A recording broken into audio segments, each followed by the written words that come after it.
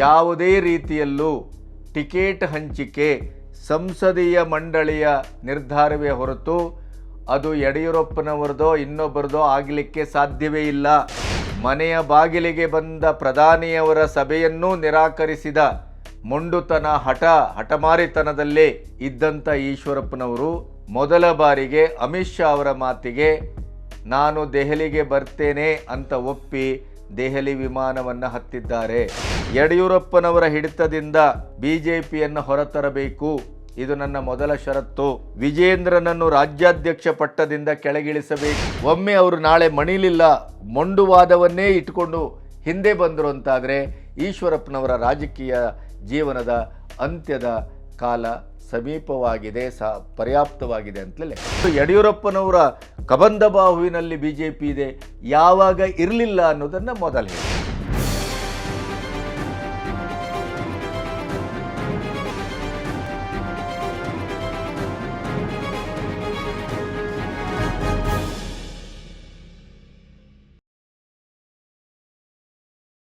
ನಮಸ್ತೆ, B Ganapati news ಚಾನಲ್ಗೆ ಸ್ವಾಗತ.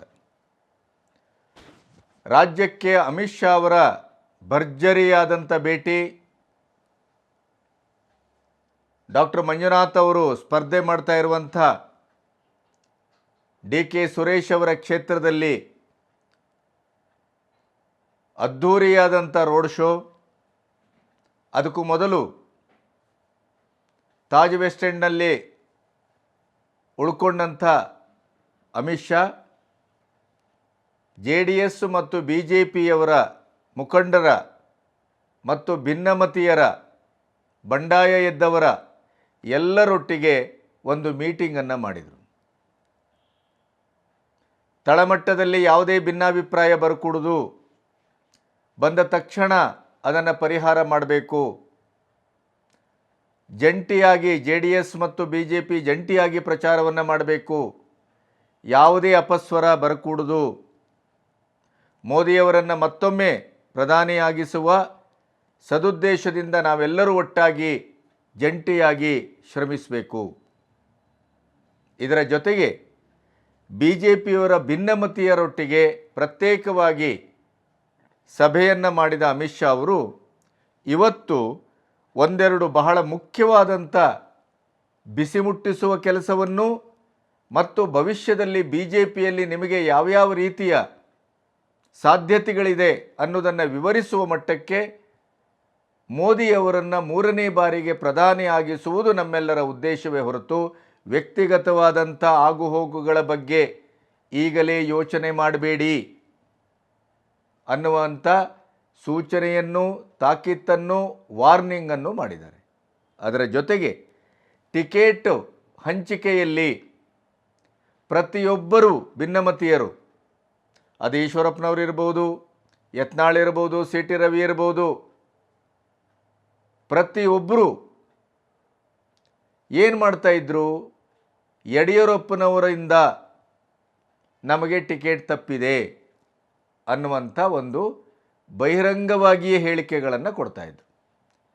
ಬಹಿರಂಗವಾಗಿಯೇ ವಾಚಾಮಗೋಚರ ಅನ್ನುವ ರೀತಿಯಲ್ಲಿ ಯಡಿಯೂರಪ್ಪನವರನ್ನು, ಅವರ ಕುಟುಂಬವನ್ನು ತರಾಟೆಗೆ ತೆಗೆದುಕೊಳ್ತಾ ಇದ್ದರು. ಅದಕ್ಕೆ ಇವತ್ತು ಅಮಿತ್ ಶಾ ಒಂದು ಶರವನ್ನು ಎಳೆದಿದ್ದಾರೆ, ಫುಲ್ ಸ್ಟಾಪನ್ನು ಹಾಕಿದ್ದಾರೆ.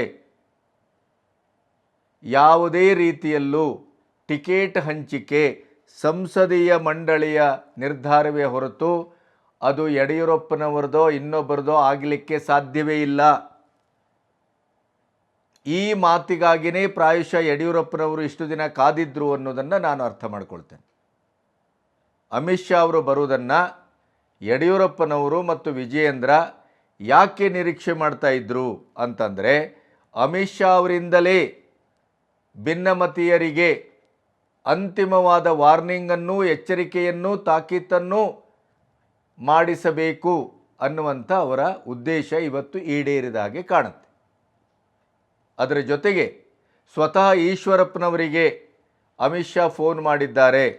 ಒಬ್ಬ ಹಿರಿಯ ರಾಜಕಾರಣಿಯಾಗಿ, ಪಕ್ಷನಿಷ್ಠ ರಾಜಕಾರಣಿಯಾಗಿ, RSS ಮೂಲದಿಂದ ಬಂದಂಥವರು ಆಗಿ ನಿಮ್ಮಿಂದ ಇದನ್ನು ನಿರೀಕ್ಷೆ ಮಾಡಲಿಲ್ಲ ಅನ್ನುವ ಅಮಿತ್ ಶಾ ಅವರ ಮಾತಿಗೆ ಯಾವುದೇ ರೀತಿಯಲ್ಲೂ ಸೊಪ್ಪು ಹಾಕದೇ ಈಶ್ವರಪ್ಪನವರು ತನ್ನ ನಿಲುವನ್ನು ಸ್ಪಷ್ಟಪಡಿಸಿದ್ದಾರೆ. ಆ ಕಾರಣಕ್ಕಾಗಿಯೇ ಇವತ್ತು ದೆಹಲಿಗೆ ಈಶ್ವರಪ್ಪನವರನ್ನ ಕರೆದಿದ್ದಾರೆ. ಇಲ್ಲಿಯವರೆಗೆ ಮನೆಯ ಬಾಗಿಲಿಗೆ ಬಂದ ಪ್ರಧಾನಿಯವರ ಸಭೆಯನ್ನೂ ನಿರಾಕರಿಸಿದ ಮೊಂಡುತನ ಹಠಮಾರಿತನದಲ್ಲೇ ಇದ್ದಂಥ ಈಶ್ವರಪ್ಪನವರು ಮೊದಲ ಬಾರಿಗೆ ಅಮಿತ್ ಶಾ ಅವರ ಮಾತಿಗೆ ನಾನು ದೆಹಲಿಗೆ ಬರ್ತೇನೆ ಅಂತ ಒಪ್ಪಿ ದೆಹಲಿ ವಿಮಾನವನ್ನು ಹತ್ತಿದ್ದಾರೆ. ಅಲ್ಲಿಗೆ ಎಲ್ಲೋ ಒಂದು ಕಡೆ ಈಶ್ವರಪ್ಪನವರ ಬಂಡಾಯದ ಬಾವುಟ ಒಂದು ಹಂತಕ್ಕೆ ಅದು ವಾಲಿದೆ, ಬಾಗಿದೆ, ತಲೆ ಕೆಳಗಾಗಿದೆ ಅನ್ನುವಂಥ ಒಂದು ಚರ್ಚೆ ನಡೀತಾ ಇದೆ. ಅದು ಯಾಕೆ ಅನ್ನೋದನ್ನು ಹೇಳುವ ಮೊದಲು ಅಮಿತ್ ಶಾ ಅವರು ಬರ್ತಾ ಇದ್ದಂಥ ಹೊತ್ತಿನಲ್ಲಿ ರಾಜ್ಯದಲ್ಲಿ ಅತ್ಯಂತ ತೀವ್ರವಾದಂಥ ಹಿರಿಯ ನಾಯಕರ ಬಂಡಾಯ, ಪ್ರತಿ ಕ್ಷೇತ್ರದಲ್ಲೂ ಅನ್ನುವ ರೀತಿಯಲ್ಲಿ ಬಂಡಾಯದ ಕಹಳೆ ಮೊಳಗ್ತಾ ಇದೆ. ಈಶ್ವರಪ್ಪನವರು ಯಾವತ್ತೂ, ಯಾಕೆಂದರೆ ಈಶ್ವರಪ್ಪನವರು 40 ವರ್ಷ ಆದ RSSನ ಒಡನಾಟ, ಮತ್ತು ಅವರಿಗೆ ಹಿಂದುತ್ವ, RSSನ ಪ್ರಚಾರಕರು ಅಂದರೆ ಅವರಿಗೆ ಒಂದು ಭಾವನಾತ್ಮಕವಾದಂಥ ಒಂದು ನಂಟಿದೆ. ಅದೇ ಅವರ ದೌರ್ಬಲ್ಯ ಮತ್ತು ಅದೇ ಅವರ ಪ್ಲಸ್ ಪಾಯಿಂಟ್ ಕೂಡ. ಹಾಗಾಗಿ ಈಶ್ವರಪ್ಪನಂತಹ ಒಂದು ಪಕ್ಷನಿಷ್ಠರಿಗೇ ಈ ರೀತಿ ಅನ್ಯಾಯ ಆದರೆ BJPಯಲ್ಲಿ ಮತ್ತೆ ಪಕ್ಷನಿಷ್ಠೆಗೆ ಯಾವ ಬೆಲೆ ಸಿಗುತ್ತೆ ಅನ್ನುವಂಥ ಒಂದು ಮಾತನ್ನು ಎದುರು ಈಶ್ವರಪ್ಪನವರನ್ನೇ ಇಟ್ಟುಕೊಂಡು ಉಳಿದವರೆಲ್ಲರೂ ರಾಜ್ಯಾದ್ಯಂತ ಬಂಡಾಯ ಎದ್ದಿದ್ರು. ಯಡಿಯೂರಪ್ಪನವರ ಕಪಿಮುಷ್ಟಿಯಲ್ಲಿ BJP ಇದೆ. ಕುಟುಂಬ ರಾಜಕಾರಣ ಇವತ್ತು BJP ರಾಜ್ಯ ರಾಜಕಾರಣವನ್ನು ಆಳ್ತಾ ಇದೆ. ಯಡಿಯೂರಪ್ಪನವರ ಮಾತೆ ಅಂತಿಮ ಅನ್ನುವ ಮಟ್ಟಕ್ಕೆ ಬಂದು ನಿಂತಿದೆ.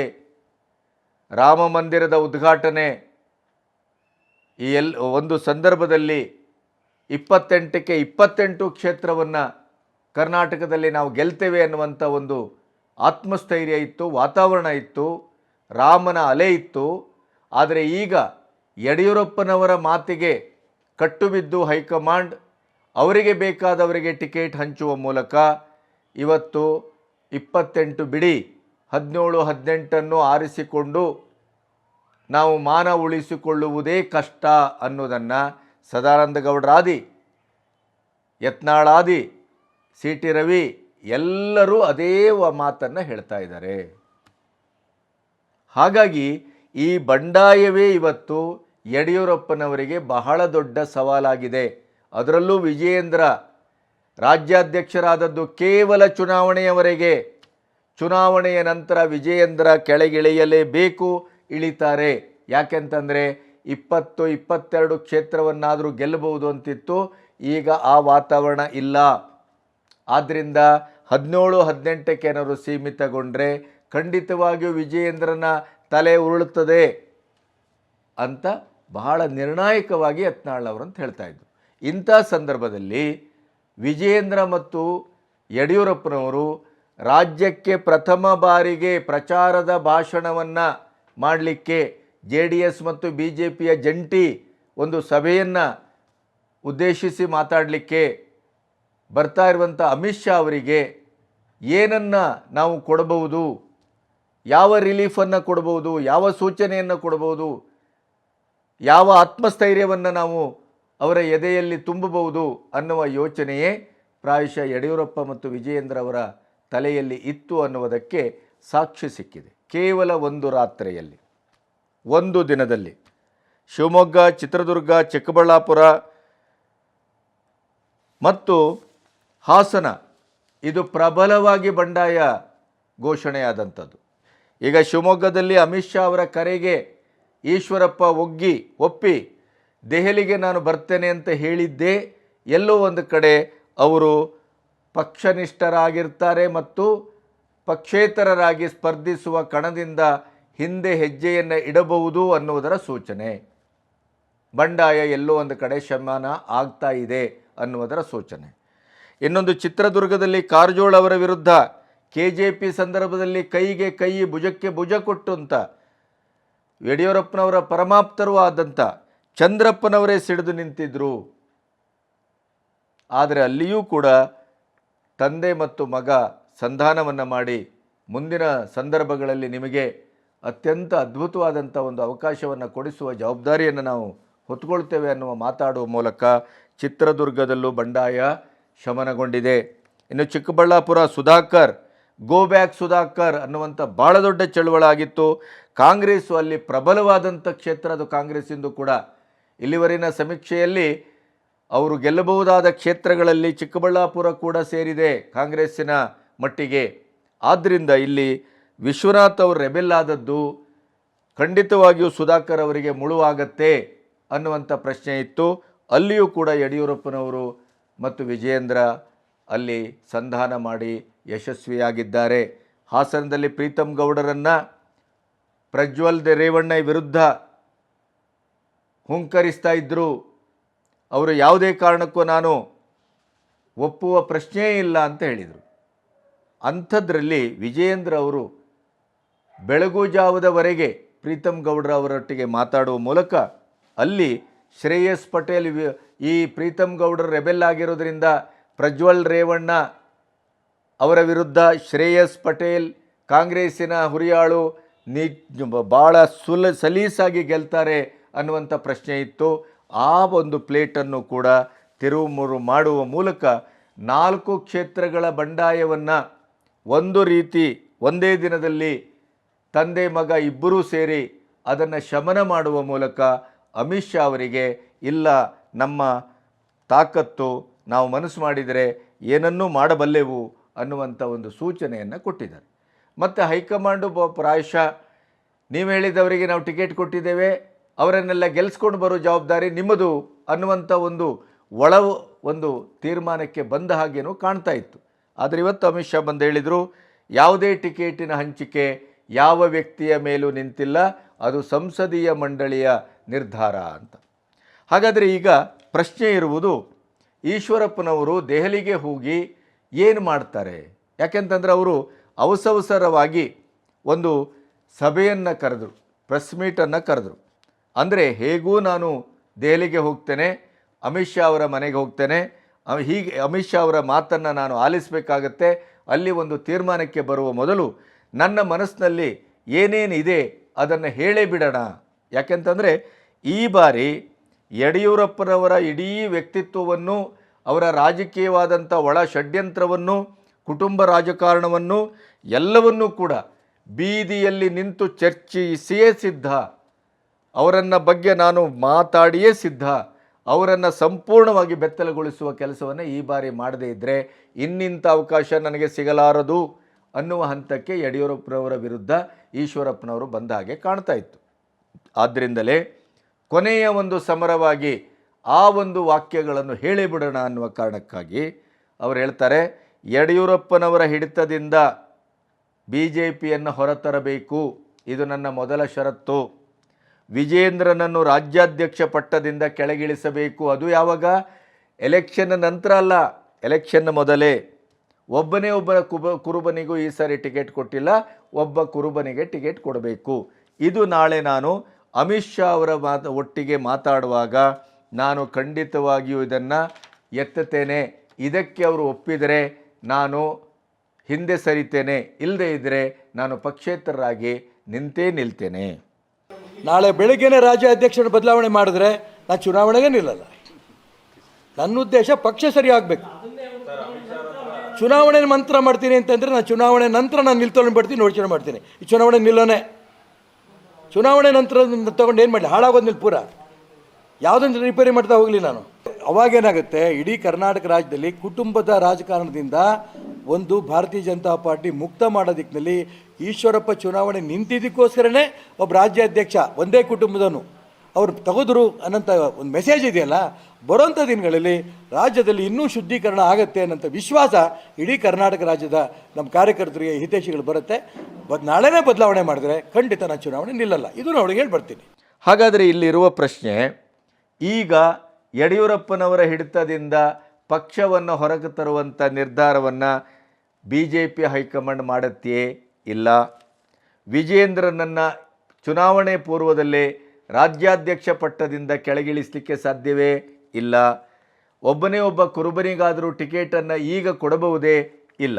ಹಾಗಾದರೆ ಇದು ಮೂರೂ ಕೂಡ ರೂಲ್ಡ್ ಔಟ್. ಯಾಕೆಂತಂದರೆ ಕಾಲ ಮೀರಿದೆ, ಕೈ ಮೀರಿದೆ, ಇದು ಯಾವ ಸಾಧ್ಯತೆಯೂ ಇಲ್ಲ. ಹಾಗಾದರೆ ಏನು? ಈಶ್ವರಪ್ಪನವರು ಇದಕ್ಕೆ ಒಪ್ಪದೇ ಅವರು ಹೈಕಮಾಂಡ್ ಒಪ್ಪದೇ ಇದ್ದರೆ ನಾನು ವಾಪಸ್ ಬರ್ತೇನೆ, ಪಕ್ಷೇತರವನ್ನಾಗಿ ನಿಲ್ತೇನೆ. ಪಕ್ಷೇತರಾಗಿ ನಿಂತರೆ ರಾಘವೇಂದ್ರನ ಎದುರು ನಿಲ್ಲುವ ಸಾಧ್ಯತೆ, ಗೆಲ್ಲುವ ಸಾಧ್ಯತೆ ಎಷ್ಟು ಅಂತ ನೋಡಿದರೆ ಈಗಾಗಲೇ ಹಲವು ಸಮೀಕ್ಷೆಗಳ ಪ್ರಕಾರ ಅವರು ಒಂದಿಷ್ಟು ವೋಟನ್ನು ಡಿವೈಡ್ ಮಾಡಬಹುದು.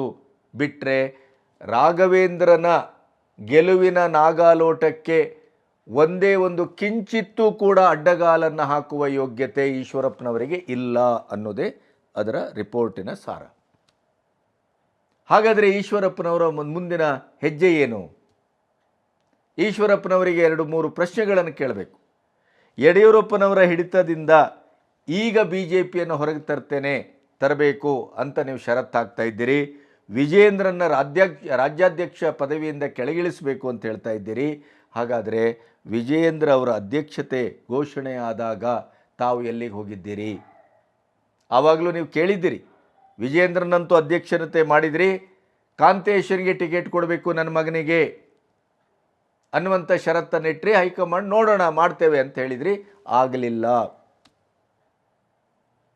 ಇದೇ ರೀತಿ ಯಡಿಯೂರಪ್ಪನವರಿಂದ ತೊಂದರೆಗೊಳಗಾಗಿ ರೆಬೆಲ್ ಆದದ್ದು ಈಶ್ವರಪ್ಪನವರು ಇದು ಮೊದಲಲ್ಲ.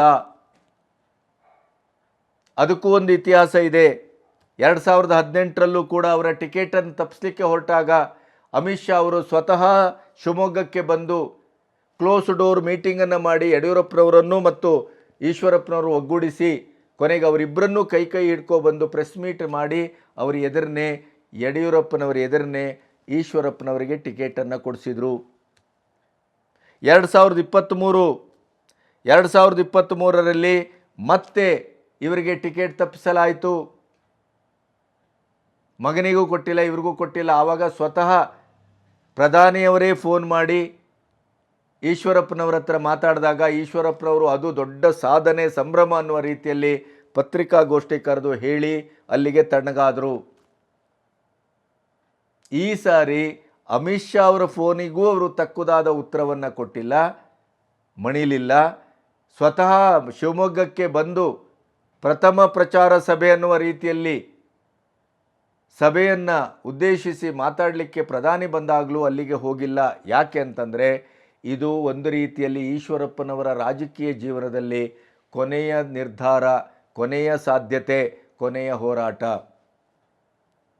ಈಗ ಒಮ್ಮೆ ಇವರು ಇಷ್ಟು ಗಟ್ಟಿಯಾಗಿ ನಿಲ್ಲದೇ ಇದ್ದರೆ ಅವರ ಮತ್ತು ಅವರ ಮಗನಿಗೆ ರಾಜಕೀಯವಾದಂಥ ಯಾವ ಭವಿಷ್ಯವೂ ಇಲ್ಲ ಅನ್ನುವ ಮಟ್ಟಕ್ಕೆ ಈಶ್ವರಪ್ಪನವರು ಬಂದಾಗೆ ಕಾಣುತ್ತೆ.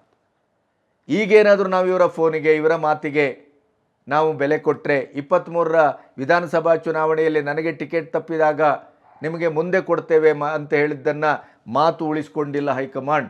ಆದ್ದರಿಂದ ಈ ಬಾರಿ ನಾನು ಇದಕ್ಕೆ ಮಣೆ ಹಾಕಿದರೆ ನಾನು ಬರಿಗೈ ದಾಸನಾಗಿಯೇ ಮುಂದುವರಿಬೇಕಾಗತ್ತೆ ಅನ್ನುವಂಥ ನಿರ್ಧಾರಕ್ಕೆ ಬಂದೆ. ಏನಾದರೂ ಆಗಲಿ ಅನ್ನುವ ರೀತಿಯಲ್ಲಿ ಯಡಿಯೂರಪ್ಪನವರ ಕುಟುಂಬದ ವಿರುದ್ಧ ಏನೇನು ಮಾತಾಡಬೇಕೋ ಅದನ್ನೆಲ್ಲವನ್ನೂ ಮಾತಾಡಿದರು. ಆದರೆ ಪ್ರಯೋಜನ ಏನು ಅಂತ ಕೇಳಿದರೆ 0. ಹಾಗಾದರೆ ಈಶ್ವರಪ್ಪನವರು ನಾಳೆ ದೆಹಲಿಗೆ ಹೋದಾಗ ನಿಮಗೆ ಮುಂದೆ ನಿಮ್ಮ ಮಗನಿಗೆ ರಾಜ್ಯಸಭಾ ಸಂದರ್ಭದಲ್ಲಿ MLC ಮಾಡುವಂಥ ಸಂದರ್ಭದಲ್ಲಿ ನಿಮಗೆ ಅವಕಾಶವನ್ನು ಕೊಡ್ತೇವೆ, ನೀವೇನು ಹೆದರಬೇಕಾಗಿಲ್ಲ, ನಾವು ನೋಡ್ಕೊಳ್ತೇವೆ ಅನ್ನುವ ಮಾತನ್ನು ಆಡ್ಬೋದು. ಆದರೆ ಹಿಂದೆ ನೀವು ಹೀಗೆ ಹೇಳಿ ನನಗೆ ಎಷ್ಟು ಬಾರಿ ತಪ್ಪಿಸಿದಿರಿ? ಸಂಗೊಳ್ಳಿ ರಾಯಣ್ಣ ಬ್ರಿಗೇಡ್ ಮಾಡಿದಾಗ ಆವಾಗಲೂ ಅಮಿತ್ ಶಾ ಅವರ ಮನೆಗೆ ಕರೆದು ಅನಂತಕುಮಾರ್ ಯಡಿಯೂರಪ್ಪನವರು ಎಲ್ಲರ ಸಮ್ಮುಖದಲ್ಲಿ ಮಾತಾಡಿ ಪಕ್ಷಕ್ಕೆ ಮುಜುಗರ ಆಗುವಂಥ ಕೆಲಸ ಮಾಡ್ತಾ ಇದ್ದೀರಿ, ಮಾಡಬಾರ್ದು, ಸಂಗೊಳ್ಳಿ ರಾಯಣ್ಣ ಬ್ರಿಗೇಡನ್ನು ಈ ತಕ್ಷಣ ಅದನ್ನು ಬರ್ಖಾಸ್ತುಗೊಳಿಸಬೇಕು ಅಂತ ಹೇಳಿದಾಗ ಬರ್ಖಾಸ್ತುಗೊಳಿಸಿದ್ದಾರೆ ಈಶ್ವರಪ್ಪನವರು. ಆ ನಂತರ 23ರಲ್ಲೂ ಅವರಿಗೆ ಈ ಆಶ್ವಾಸನೆ ಕೊಡಲಾಗಿತ್ತು, ಅಲ್ಲೂ ತಪ್ಪಾಗಿದೆ. ಈಗ ಇದೇ ರೀತಿ ಆಶ್ವಾಸನೆಯನ್ನು ಕೊಟ್ಟು ನಾಳೆ ನಿಮಗೆ ನಿಮ್ಮ ಯಾವ ಬೇಡಿಕೆಯನ್ನು ಈಡೇರಿಸಲಿಕ್ಕಾಗೋದಿಲ್ಲ, ನೀವು ಪಕ್ಷನಿಷ್ಠರಾಗಿರಿ, ಮುಂದೆ ನಿಮಗೆ ಭವಿಷ್ಯ ಇದೆ, ನಿಮ್ಮ ಮಗನಿಗೂ ನಾವು ಸರಿಯಾದಂಥ ರೀತಿ ಸ್ಥಾನಮಾನವನ್ನು ಕಲ್ಪಿಸ್ತೇವೆ ಅಂತ ಹೇಳಿದರೆ ಅವರು ಒಪ್ಪಿಕೊಂಡಾರೇ ಅನ್ನುವ ಪ್ರಶ್ನೆ. ಪಕ್ಷ ಅಲ್ಲಿಗೆ ಒಮ್ಮೆ ಅವರು ಒಪ್ಪಿಕೊಳ್ಳದೇ ಇದ್ದರೆ, ಪಕ್ಷೇತರರಾಗಿ ನಾನು ಸ್ಪರ್ಧಿಸ್ತೇನೆ ಅಂತ ಹೊರಟ್ರೆ, ಈಶ್ವರಪ್ಪ ಮತ್ತು ಈಶ್ವರಪ್ಪನವರ ಮಗನಿಗೆ BJPಯ ಸಖ್ಯ ಅಲ್ಲಿಗೆ ಮುಗಿತದೆ. ಮತ್ತೆ ಅವರು BJPಗೆ ಮುಖ ಮಾಡುವ ಪ್ರಶ್ನೆಯೇ ಇಲ್ಲ. ಯಾಕೆ ಅಂತ ನೀವು ಒಂದು ಪ್ರಶ್ನೆ ಕೇಳ್ಬೋದು. ಮತ್ತು ಇನ್ನೊಂದು ಕೇಳ್ಬೋದು, ಜಗದೀಶ್ ಶೆಟ್ಟರ್ ಹೊರಗಡೆ ಹೋದವರು ವಾಪಸ್ ಬರಲಿಲ್ವೇ? BJPಯಲ್ಲಿ ಅನ್ಯಾಯ ಆಗಿದೆ ಅಂತೇಳಿ ಯಡಿಯೂರಪ್ಪನವರು ಹೊರಗಡೆ ಹೋಗಿ KJPಯನ್ನು ಕಟ್ಟಿ BJPಗೆ 26 ಸೀಟಲ್ಲಿ ಲಾತ್ ಕೊಟ್ಟು ಅದರ ಸೋಲಿಗೆ ಕಾರಣರಾಗಿ ಮತ್ತೆ ವಾಪಸ್ಸು ಬರಲಿಲ್ವೇ? ಜನಾರ್ದನ್ ರೆಡ್ಡಿ ಇವತ್ತು 4 ಕ್ಷೇತ್ರದಲ್ಲಿ BJP ಅವರಿಗೆ ಗೆಲುವಿಗೆ ತೊಂದರೆ ಮಾಡಿ ತಾನು ಗೆದ್ದು ಇವತ್ತು ಮತ್ತೆ BJP ಬರಲಿಲ್ವೇ ಅನ್ನುವ ಪ್ರಶ್ನೆ ಬರ್ಬೋದು. ಈ ಎಲ್ಲ ಪ್ರಶ್ನೆಗಳಲ್ಲಿ ಒಂದು, KJP ಸಂದರ್ಭದಲ್ಲಿ ಮೋದಿಯವರ ಪ್ರಧಾನಿ ಆಗಿರಲಿಲ್ಲ, ಆನಂತರ ಮೋದಿಯವರ ನೇತೃತ್ವದಲ್ಲಿ ವಾಪಸ್ ಕರೆಸ್ಕೊಳ್ಳಾಯಿತು. ಯಾಕೆ? ಮುಂದಿನ ಹಲವಾರು ಎಲೆಕ್ಷನ್ಗಳಲ್ಲಿ ಕರ್ನಾಟಕದಲ್ಲಿ ಯಡಿಯೂರಪ್ಪನವರು ಭಾಳ ದೊಡ್ಡ ತೊಡರುಗಾಲಾಗ್ತಾರೆ. ಆದ್ದರಿಂದ ಯಡಿಯೂರಪ್ಪನವರನ್ನು ಹೊರಗಡೆ ಬಿಡೋದು ಭಾಳ ಡೇಂಜರಸ್. ಆದ್ದರಿಂದ ಅವರನ್ನು ಹೊರಗೆ ಕಳೆದುಕೊಳ್ಳೋದಾಯಿತು.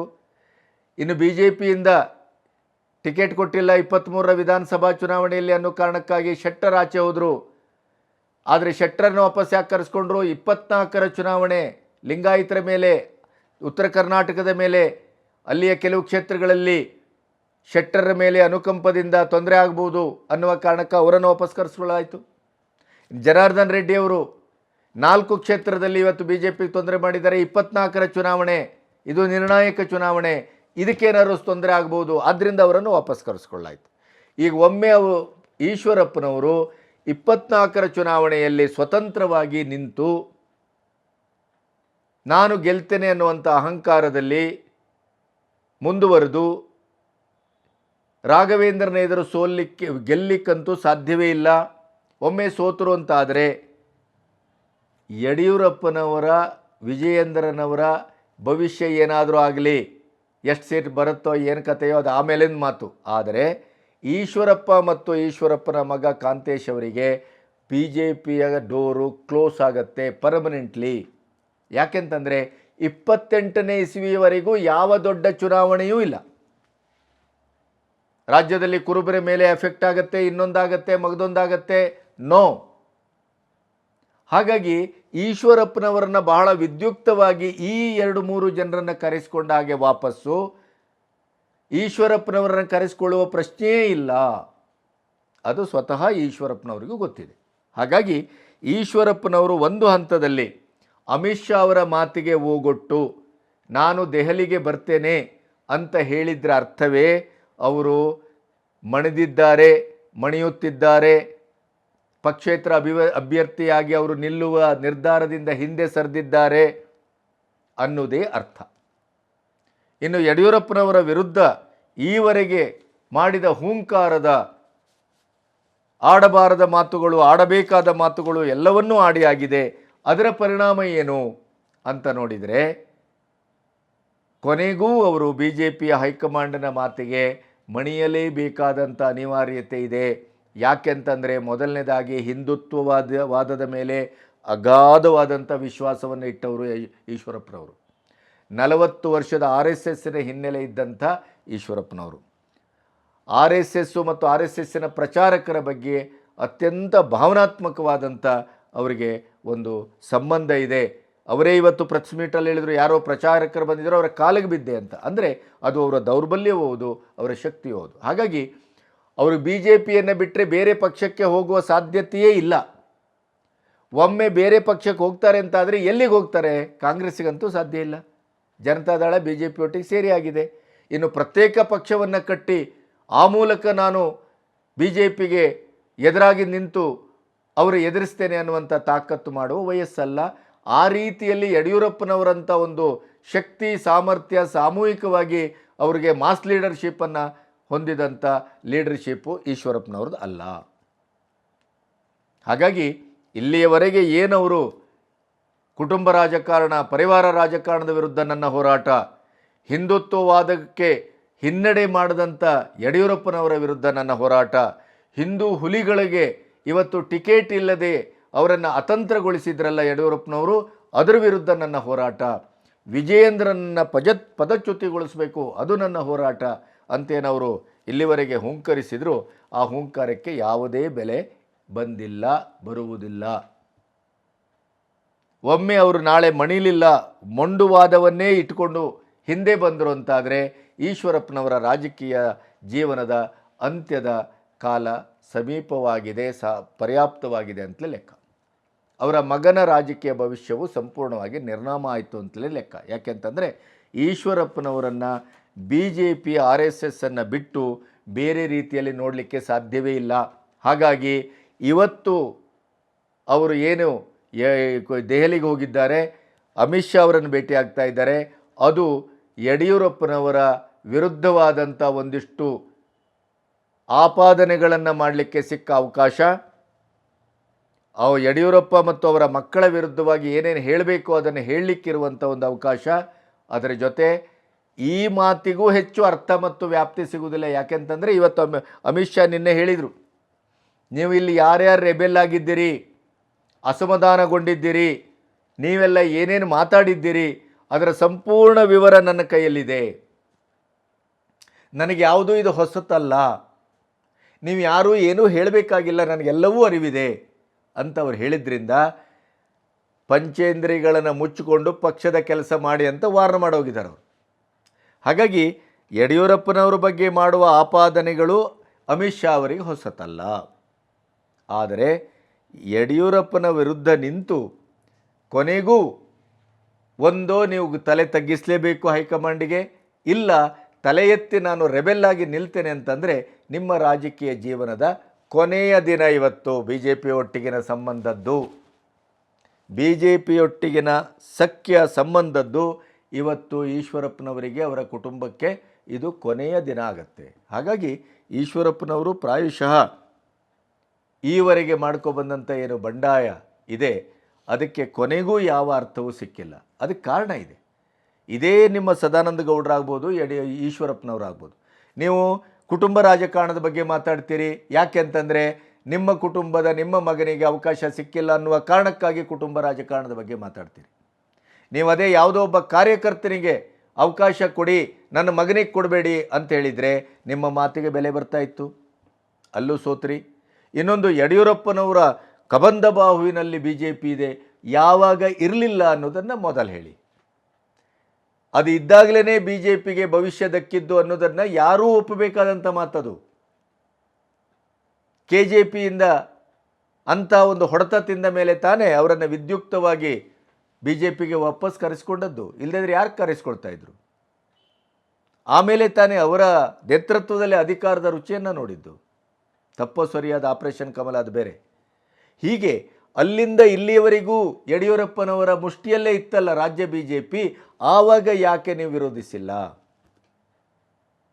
ಅಲ್ಲೋದ್ರೆ ಹಾಗೆ ಹೇಳಿದ್ರು, ಇಲ್ಲೋದ್ರೆ ಹೀಗೆ ಹೇಳಿದ್ರು, ಬುಡಕಟ್ಟು ಜನಾಂಗಕ್ಕೆ ಅನ್ಯಾಯ ಆಗಿದೆ, ಅವ್ರಿಗೆ ಅನ್ಯಾಯ ಆಗಿದೆ, ನೀವು ಅಧಿಕಾರದಲ್ಲಿ ಇದ್ದಾಗ ಅನ್ಯಾಯ ಆಗಿದೆ ಅಂತ ಯಾಕೆ ನಿಮ್ಗೆ ಅರ್ಥ ಆಗಿಲ್ಲ ಈಶ್ವರಪ್ಪನವರೇ ಅಂತ ಕೇಳುವುದಿಲ್ವ ಜನ? ನಿಮ್ಮ ಮಗನಿಗೆ ಅನ್ಯಾಯ ಆದಾಗ ಬೇರೆ ಕಡೆ ಎಲ್ಲ ಅನ್ಯಾಯ ಮಾಡಿದ್ದು ಯಡಿಯೂರಪ್ಪನವರಿಂದ ಆದದ್ದು ಎಲ್ಲವೂ ನಿಮಗೆ ಕಾಣ್ತದೆ, ಮೊದಲು ಯಾಕೆ ಕಾಣಲಿಲ್ಲ? ಪ್ರಾಯಶಃ ಅದನ್ನು ಅಮಿತ್ ಶಾ ಅವರು ಕೇಳ್ಬೋದು. ಹಾಗಾಗಿ ಅವರ ಮಾತಿಗೆ, ಅದು ಸದಾನಂದ ಗೌಡ್ರದ್ದು ಇರ್ಬೋದು, ಸ್ವಚ್ಛಗೊಳಿಸ್ತೇನೆ ಅಂತ ಹೊರಟಂಥ ಸ್ವಚ್ಛ ಭಾರತದ ಅಭಿಯಾನ ಇರ್ಬೋದು, ಸ್ವಚ್ಛ ಕರ್ನಾಟಕದ ಅಭಿಯಾನ ಇರ್ಬೋದು, ಸ್ವಚ್ಛ BJP ಅಭಿಯಾನ ಇರ್ಬೋದು, ಅದೇ ರೀತಿಯಲ್ಲಿ ಈಶ್ವರಪ್ಪನವರದು. ಇವರಿಬ್ಬರ ವಾದಕ್ಕೂ ಕೂಡ ಅಥವಾ ಹಲವಾರು ಜನರ ವಾದಕ್ಕೆ ಈ ರೀತಿಯ ಬೇಸಿಕಲ್ಲಾಗಿ ಯೋಚನೆ ಮಾಡಿದಾಗ, ಕ್ವಶನ್ ಮಾಡಿದಾಗ, ಪ್ರಶ್ನಿಸಿದಾಗ ಅಲ್ಲಿ ಸ್ವತಃ ಅವರೇ ದೌರ್ಬಲ್ಯದ ನಿಲುವು ಒಂದು ವ್ಯಕ್ತಿಗಳಾಗಿ ಕಾಣ್ತಾರೆ ಅಂತ. ಇಲ್ಲಿವರೆಗೆ ಎಲ್ಲೋಗಿದ್ರಿ? ಮಣ್ತಿಂತ ಇದ್ರೆ ಇಲ್ಲಿವರೆಗೆ ಪಕ್ಷವನ್ನು ಸದೃಢವಾಗಿ ಕಟ್ಟಬೇಕು, ಜನಮುಖಿಯಾಗಿ ಕಟ್ಟಬೇಕು ಅಂತ ಆದರೆ ಸಾಮೂಹಿಕವಾಗಿ ನೀವು ಇಲ್ಲಿವರೆಗೆ ಯಾಕೆ ಯಡಿಯೂರಪ್ಪನವ್ರ ಹಿಂದೆ ನಿಂತಿರಿ? ಅವರ ಸಂಪುಟದಲ್ಲಿ ಯಾಕೆ ಅಧಿಕಾರವನ್ನು ಅನುಭವಿಸಿದ್ರಿ? ಆವಾಗೆಲ್ಲೋಗಿತ್ತು ನಿಮ್ಮ ಮತಿ ಜ್ಞಾನ ಅಂತ ಕೇಳುವುದಿಲ್ವೇ? ಈ ಎಲ್ಲ ಪ್ರಶ್ನೆಗಳು ಇರುವುದರಿಂದಲೇ ಪ್ರಾಯಶಃ ಒಂದಿಷ್ಟು ಹೋರಾಟ ಮಾಡುವ ಉಮೇದನ್ನು, ಒಂದಿಷ್ಟು ಮಾತಾಡುವ ನಾಲಿಗೆ ಚಪಲವನ್ನು ಎಲ್ಲವನ್ನೂ ಮಾಡಿದರು ಈಶ್ವರಪ್ಪನವರು. ಆದರೆ ಕೊನೆಗೂ ಹೈಕಮಾಂಡಿನ ಆದೇಶಕ್ಕೆ ಮಣಿಯಲೇಬೇಕು, ಇಲ್ಲದಿದ್ದರೆ ನನ್ನ ಮಗನ ರಾಜಕೀಯ ಭವಿಷ್ಯ ಮುಗಿದೋಗುತ್ತೆ ಅನ್ನುವ ಆತಂಕದಲ್ಲೇ ಬಹುಶಃ ಅವರು ದೆಹಲಿಯ ವಿಮಾನವನ್ನು ಹತ್ತಿದ್ದಾರೆ. ಪ್ರಾಯಶಃ ಇವತ್ತು ಸಂಜೆ ಹೊತ್ತಿಗೆ ಅವರ ನಿರ್ಣಯ ಗೊತ್ತಾಗುತ್ತೆ. ಒಂದೋ ಅವರು ಒಪ್ಪಿಕೊಳ್ಳಬೇಕು, 90% ಒಪ್ಪಿಕೊಳ್ತಾರೆ.